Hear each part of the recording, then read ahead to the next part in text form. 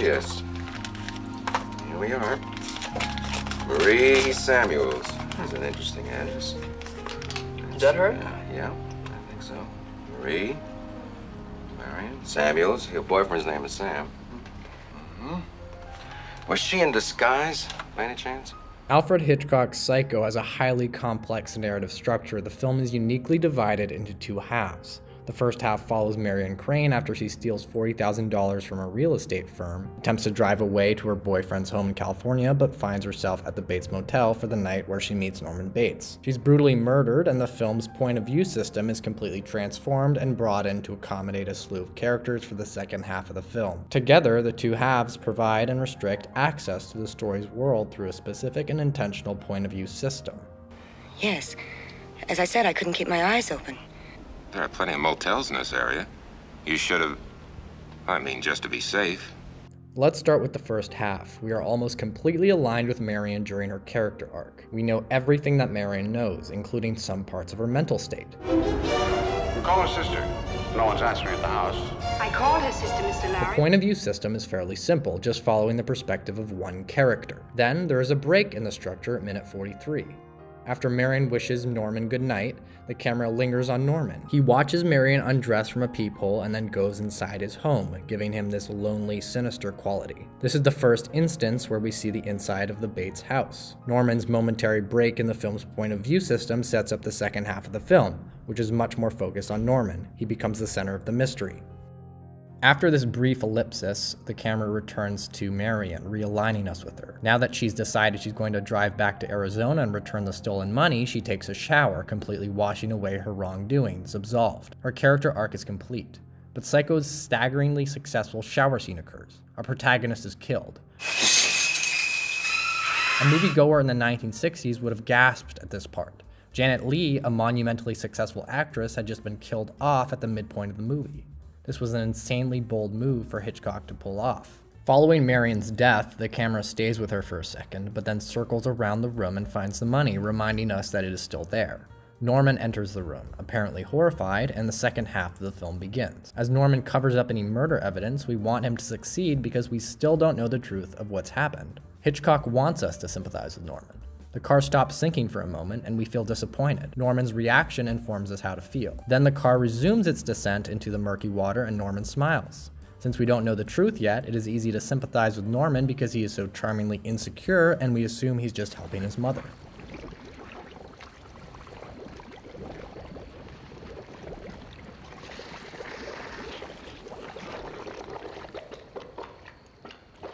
Then the film's point of view system broadens even further. It accommodates Marion's boyfriend Sam, Marion's sister Leela, and a private detective named Arbogast.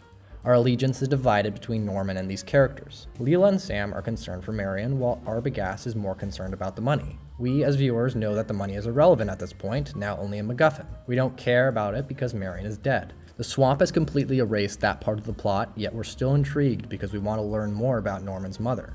We now know more than any of these three characters, but not as much as Norman. Erotic mind. Mother, please. And then what? After supper, music, whispers. Mother, she's just a stranger. She's hungry and it's raining out. Mother, she's just a stranger. We briefly follow Arbogast until he is murdered by a mysterious figure while on his way up to the second floor of the house, joining Marion in the swamp. Despite being a fairly well-rounded character and a principal truth seeker, Arbogast barely makes it past 15 minutes of being alive in the film.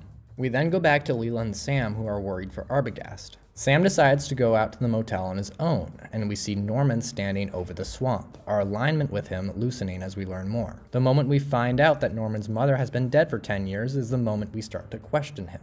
Well, if the woman up there is Mrs. Bates, who's that woman buried out in Green Lawn Cemetery?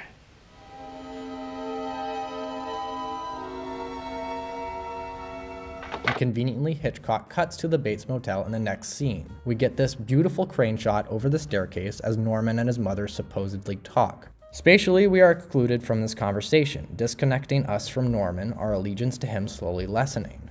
The moment he carries his mother down the stairs, we know something is devastatingly wrong with Norman Bates. By implementing the same shot angle when Arbogast is attacked, Hitchcock conjures a deep feeling of sinister unease when Norman carries his mother down the stairs, conflating murder with Norman's caretaking sensibilities. No one will drag me out of it, least of all my big, bold son. They'll come now, Mother. He came after the girl, and now someone will come after him. Mother, please, it's just for a few days. Just for a few days so they won't find you. Now that our allegiance to Norman is shattered, Hitchcock drops us back with Sam and Leela, realigning us with them. We deeply want them to succeed, to find the truth. After Sam and Leela do some snooping, Leela breaks off and is afforded agency of her own as she investigates the Gothic manor, the core of the whole mystery. It is reminiscent of Marion's first experience in her motel room, particularly given the sisters' uncanny resemblance to one another, creating an emotional and plot-centered doubling. Both women saw Norman Bates attack them.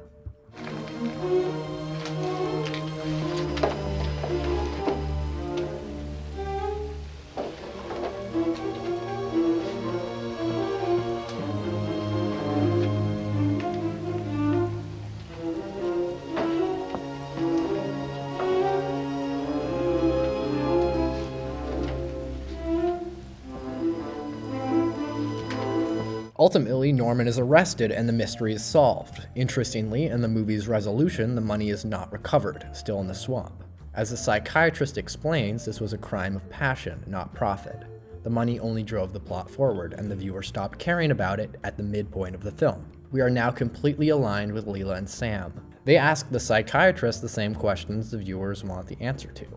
The story is now about Norman's diagnosis, his mental state, his split halves. Then Hitchcock does something fascinating. We become realigned with Norman at the very end, when his being is completely absorbed into that of his mother.